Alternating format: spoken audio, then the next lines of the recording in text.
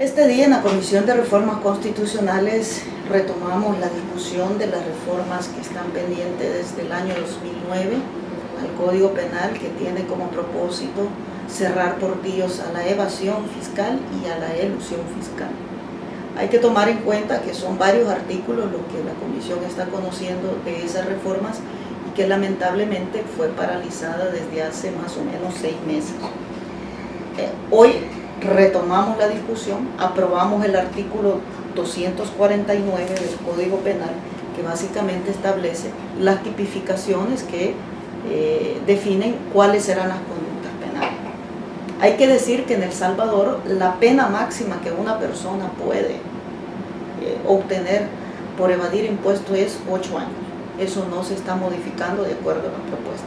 Y la pena mínima que una persona puede obtener para cuando evade impuestos son 4 años. Estamos definiendo nosotros, en este caso, no estamos modificando penas, sino que estamos definiendo conductas.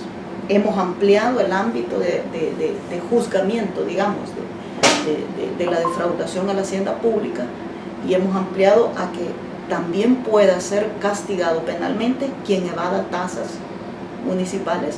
También puede ser castigado penalmente quien evada contribuciones especiales y, por supuesto, quien evade impuestos en términos generales.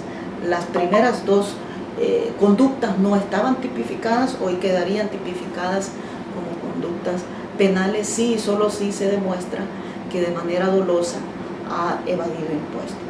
Hay un segundo elemento que quizás la gente lo ve así como muy superficial, y que dicho sea de paso, Arena fue defensora férrea para que no se modificara este artículo, y es lo que establece el artículo 150 nos habla de las retenciones indebidas. ¿Y a qué nos referimos con las retenciones indebidas?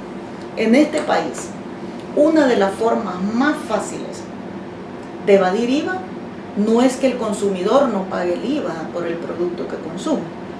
La forma de evadir el IVA en este país es que quien está obligado a retener el IVA al consumidor y entregárselo al Ministerio de Hacienda no se lo entrega.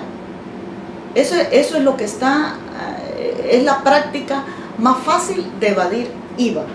Pero también evaden renta, y no necesariamente evade renta el trabajador, por ejemplo. El trabajador, a usted le descuentan en su salario el 10% si es lo que le toca, y el que le descontó su dinerito deberá de entregárselo al Ministerio de Hacienda. Pues eso se llama retención indebida, y ese delito en la actualidad no está definido de tal forma que pueda ser castigado la persona que hace eso. ¿Quiénes retienen la renta? El patrono. ¿Quiénes retienen la renta? El Estado. ¿Quiénes retienen el IVA? Las grandes empresas. ¿Quiénes pagan el IVA? El consumidor. Entonces, al final, estamos modificando la pena en este delito a fin de que pueda ser la conducta de que quien retiene $1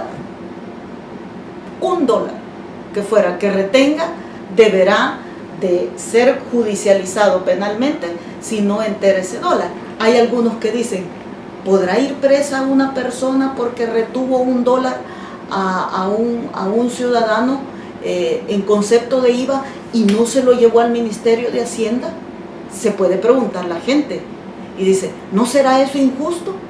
Entonces hoy devolvemos la pregunta, ¿y no será que quien retuvo ese $1 que ya le había cobrado al ciudadano y no se lo entregó al Ministerio de Hacienda se convierte en un ladrón? Porque ese $1 no era de él, sino que el ciudadano lo había pagado para que se lo entregase al Ministerio de Hacienda. Así que estamos en ese debate de esos dos artículos en esencia, y vamos a seguir informando en el camino de los avances de la discusión. Pero yo quisiera compartir con ustedes una información que es valiosa y tiene que ver con esto. Porque dicho sea de paso, en la discusión está participando unos delegados de la Fiscalía General de la República. Y los delegados de la Fiscalía General de la República han dicho de que se necesitan más reformas, dicen, para que pueda ser más efectiva la Fiscalía a la hora de cobrar el impuesto. Quiero decirle, ciudadano, que el Ministerio de Hacienda es el encargado de cobrar el impuesto. y de hacer todo el procedimiento administrativo para que los contribuyentes paguen. Pero una vez agotado ese procedimiento, ya cuando esa falta de pago de impuestos se convierte en delito, le toca a la Fiscalía perseguirlo. Ese es uno. Dos, ya cuando ese proceso que ha seguido el Ministerio de Hacienda y que no logró encontrar dónde tenía el dinero, la Fiscalía le toca también hacer el juicio ejecutivo para ir a recuperar la plata. Y fíjese que yo quiero darle estos datos. Del 2005 al 2017, informe del Ministerio de Hacienda, del 2005 al 2017, el Ministerio de Hacienda le ha entregado a la Fiscalía General de la República 215 casos para que lo judicialice, para que vaya a recuperar ese dinero. Esos 215 casos representan una defraudación al fisco de 130 millones de dólares, casi 130 millones de dólares, 765,000. Representan esos 215 casos que el Ministerio le ha entregado al fisco desde el 2005 al 2017. De esos 215 casos, fíjese usted, la Fiscalía desde el 2005 hasta el 2017 solo ha judicializado 92, que representan a 35 millones de dólares, 850,000. Y usted se puede preguntar, pues sí, pero es casi la mitad de casos. Pero en plata es bien poca, porque lo curioso es que la Fiscalía, por ejemplo, ha judicializado un deudor que debe al Ministerio de Hacienda 2.883, un deudor que debe al Ministerio de Hacienda 3.441, un deudor que debe al Ministerio de Hacienda 5.777, pero la Fiscalía todavía no le ha metido el diente a deudores que le deben al Ministerio de Hacienda 41 millones de dólares. No le ha metido el diente a deudores que le deben al Ministerio de Hacienda 11 millones de dólares. No le ha metido el diente a deudores que le deben al Ministerio de Hacienda 13 millones de dólares. Pero sí ha judicializado aquellos casitos pequeños que yo no digo, bueno, quien no paga impuestos debe de ser procesado, pero lo que llama la atención, y un ciudadano decía en una entrevista donde yo estuve la vez pasada, decía, ¿y yo por qué no veo clausurados grandes negocios con una cinta amarilla que diga el Ministerio de Hacienda lo ha cerrado porque no pagó impuestos? ¿Por qué solo veo clausurados pequeños negocios?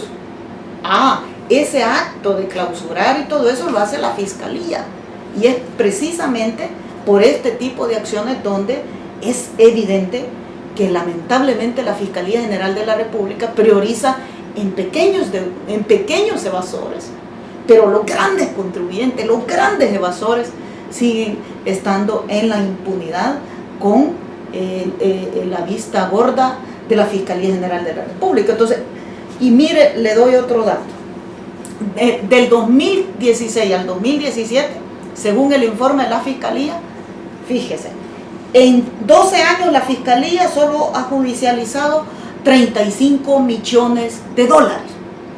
Pero en un año la Fiscalía solo ha podido recuperar 7 millones de dólares, 843,000 dólares.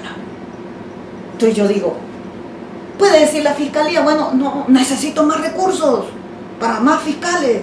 Pues que sigan los evasores, que sigan los deudores de la hacienda pública, porque de esa recuperación que hace la Fiscalía hay un convenio con el Ministerio de Hacienda donde una parte se le da a la Fiscalía para reforzar a la Fiscalía. Es decir, que es ganar. La Fiscalía le quita el dinero a los que le han quitado el dinero al pueblo, y la Fiscalía obtiene recursos para su funcionamiento.